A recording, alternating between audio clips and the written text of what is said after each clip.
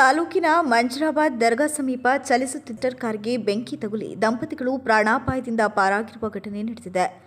ಬೆಂಗಳೂರು ನಿವಾಸಿಗಳಾದ ನವೀನ್ 32 ವರ್ಷ ಮತ್ತು ಮಾನಸ 28 ವರ್ಷ ಧರ್ಮಸ್ಥಳ ಮಾರ್ಗವಾಗಿ ಸಂಚರಿಸುತ್ತಿದ್ದ ಸಂದರ್ಭದಲ್ಲಿ ಕಾರಿನ ಹಿಂದಿನ ಚಕ್ರ ಪಂಚರ್ ಆಗಿ ಡಿವೈಡರ್ಗೆ ಡಿಕ್ಕಿ ಹೊಡೆದ ಪರಿಣಾಮ ಬೆಂಕಿ ತಗುಲಿದೆ ಅಂತ ಹೇಳಲಾಗುತ್ತಿದೆ. ಸಾರ್ವಜನಿಕರು ಅಗ್ನಿಶಾಮಕ ದಳಕ್ಕೆ ಕರೆ ಮಾಡಿ ಮಾಹಿತಿ ನೀಡಿದ್ದಾರೆ. ತುರ್ತಾಗಿ ಅಗ್ನಿಶಾಮಕ ದಳ ಸ್ಥಳಕ್ಕೆ ಧಾವಿಸಿ ಬೆಂಕಿ ನಂದಿಸಿದ್ದಾರೆ. ಪಟ್ಟಣದ ಸರ್ಕಾರಿ ಆಸ್ಪತ್ರೆಯಲ್ಲಿ ಚಿಕಿತ್ಸೆ ಪಡೆಯುತ್ತಿದ್ದಾರೆ. ಪತ್ರಿಕೆಯೊಂದಿಗೆ ಮಾತನಾಡಿದ ವಾಹನ ಚಾಲಕ ಮತ್ತು ಮಾಲೀಕ ನವೀನ್, ನಾವುಗಳು ಬೆಂಗಳೂರು ನಿವಾಸಿಗಳಾಗಿದ್ದು ಧರ್ಮಸ್ಥಳಕ್ಕೆ ತೆರಳುತ್ತಿದ್ದೆವು. ಆಗ ಮಂಜರಾಬಾದ್ ದರ್ಗಾ ಸಮೀಪದಲ್ಲಿ ಕಾರಿನ ಹಿಂದಿನ ಚಕ್ರ ಪಂಚರ್ ಆಯಿತು. ವಾಹನ ನಿಯಂತ್ರಣ ತಪ್ಪಿತ್ತು. ನಂತರ ಪಕ್ಕದ ಗೆರೆಗೆ ಡಿಕ್ಕಿ ಹೊಡೆಯಿತು. ಇದಕ್ಕಿದ್ದ ಹಾಗೆ ಬೆಂಕಿ ತಗುಲಿಕೊಂಡಿತ್ತು.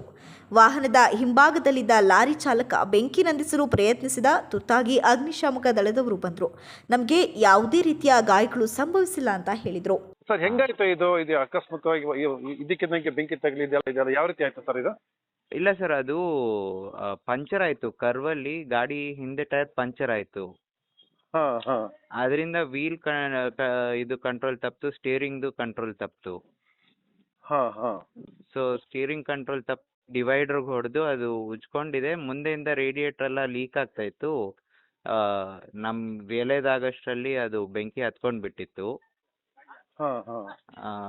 ಆಮೇಲೆ ಇಳಿದ್ವಿ. ಆಮೇಲೆ ಅಲ್ಲಿ ಪಾಸಿಂಗ್ ಬೈ ಲಾರಿ ಅವರು ಸ್ಪ್ರೇ ಮಾಡಿದ್ರು.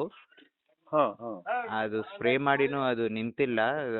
ನಮ್ಗೆ ಇದು ಆ ಟೈಮಲ್ಲಿ ಇವ್ರನ್ನ ಕರೆಯೋಷ್ಟು ಅದು ತಿಳಿಲಿಲ್ಲ ಇವ್ರನ್ನ ಕರಿಬೇಕು ಅಂತ, ಫೈರ್ ಇಂಜಿನ್ ಅವ್ರನ್ನ.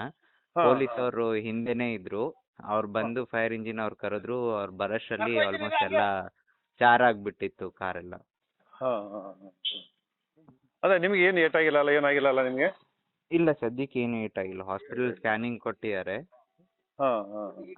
ಇದು ಮಾಡ್ಸ್ಕೊಂಡು.